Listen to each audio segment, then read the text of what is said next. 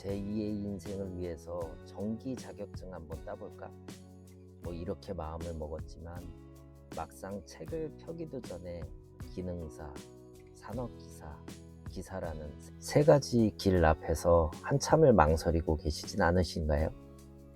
남들 다 따는 기사를 무턱대고 시작했다가 중도에 포기하면 어쩌나, 혹은 기능사부터 시작하면 너무 돌아가는 건 아닐까 하는 걱정이 드실 겁니다.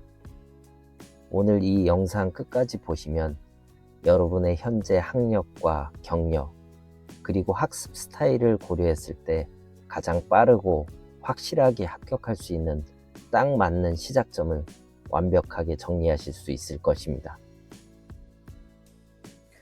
자격증별 필기와 실기의 현실적인 차이부터 응시 자격에 숨겨진 꿀팁까지 현장의 시선으로 하나씩 짚어드릴 테니까 잠시만 집중해 주십시오.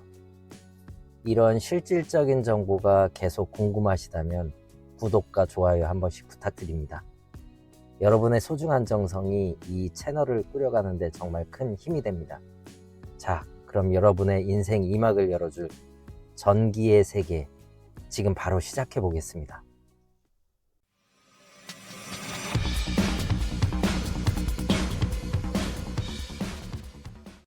전기기사, 전기산업기사, 그리고 전기기능사, 전기 분야에 발을 들이기로 마음먹었다면 가장 먼저 마주하게 되는 세 가지 선택지입니다.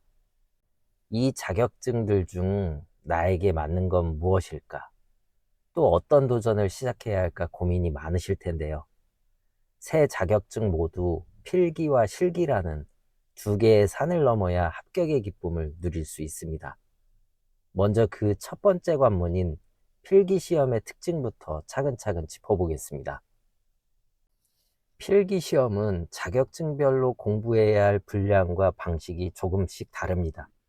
먼저 전기기능사는 이론, 기기, 설비까지 총 3개 과목을 치르며 60문제 중에 36개 이상을 맞히면 합격입니다.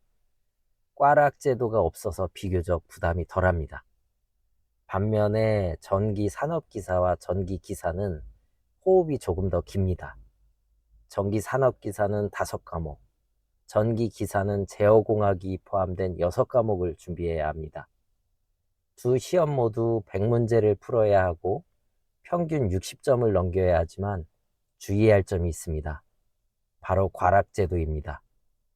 한 과목이라도 8개 미만, 즉 40점 미만을 맞히면 불합격 처리되기 때문에 모든 과목을 골고루 챙겨야 합니다. 한 과목이라도 8개 미만, 즉 40점 미만을 맞히면 불합격 처리가 되기 때문에 모든 과목을 골고루 챙겨야 합니다. 합격률은 전기기능사가 약 30에서 35% 선이고 산업기사와 기사는 보통 20에서 30%대를 유지하고 있습니다. 다행히 세 시험 모두 CBT 방식으로 컴퓨터 시험 환경에 익숙해지는 연습이 필요합니다. 실기시험으로 넘어가면 성격이 완전히 달라집니다. 전기기능사 실기는 직접 몸을 움직이는 작업형입니다. 도면을 보고 제어반을 제작하고 작업을 마쳐야 하는데 약 4시간 30분 동안 집중력을 쏟아야 하죠. 하지만 연습한 만큼 성과가 나오는 분야라 합격률은 70에서 80% 정도로 비교적 높은 편입니다. 이때 익힌 실무 감각은 나중에 상위 자격증의 시퀀스나 PLC 파트를 이해하는데 큰 밑거름이 될 수 있습니다. 반면 전기산업기사와 전기기사 실기는 필답형 서술시험입니다. 변압기 용량 계산이나 실무적인 내용을 직접 손으로 풀이 과정을 적어내야 합니다. 난이도에 따라 합격률이 널뛰기를 하기도 하는데 어려울 때는 3%까지 떨어졌다가 쉬울 땐 60%대까지 올라가기도 하지만 평균적으로는 20에서 30% 정도의 합격률을 보입니다. 재미있는 점은 기능사 때 고생하며 익힌 경험이 산업기사나 기사 실기의 시퀀스 파트를 공부할 때 별도의 학습 없이도 문제를 해결할 수 있게 해주는 강력한 메리트가 된다는 사실입니다. 도전하고 싶다고 해서 아무나 볼 수 있는 건 아닙니다. 응시 자격 요건을 확인해야죠. 전기 기능사는 제한이 없습니다. 즉 대한민국 국민이라면 누구나 가능합니다. 전기 산업기사는 전문대 졸업 이상이나 기능사 취득 후 1년의 경력이, 전기 기사는 4년제 대졸 혹은 기능사 취득 후 3년의 경력이 필요합니다. 여기서 말하는 실무는 꼭 전기 업무가 아니더라도 이공계 현장이면 인정되는 경우가 많고, 경영학과이더라도 생산관리를 수강했다면 대상이 될 수 있으니까 정확한 내용은 반드시 큐넷을 통해서 직접 확인해 보시는 것을 추천드립니다. 현장에서 느끼기에 전기 산업기사와 전기 기사의 난이도 차이는 그리 크지 않습니다. 기사가 계산 과정을 한 번 더 꼬아놓은 정도죠. 그래서 제가 드리고 싶은 조언은 이렇습니다. 만약 응시 자격이 기사와 산업기사 둘 다 된다면 고민하지 말고 전기기사를 준비하세요. 하지만 기사 자격이 안 된다면 산업기사를, 또 산업기사마저 안 된다면 기능사부터 시작하는 것이 정답입니다. 기능사부터 차근차근 밟아나가는 과정은 결코 돌아가는 길이 아닙니다. 그 과정에서 쌓인 기초는 다음 자격을 공부할 때 여러분을 지치지 않게 하는 가장 큰 원동력이 되어줄 것입니다.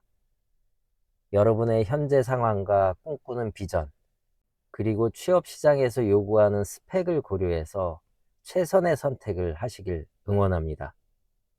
혹시 더 궁금한 점이 있다면 언제든 댓글로 남겨주시고, 네이버 카페에도 가입하시면 많은 선후배들이 주시는 좋은 정보를 얻으실 수 있습니다. 공부를 시작하다 보면 반드시 고비가 찾아오기 마련이죠.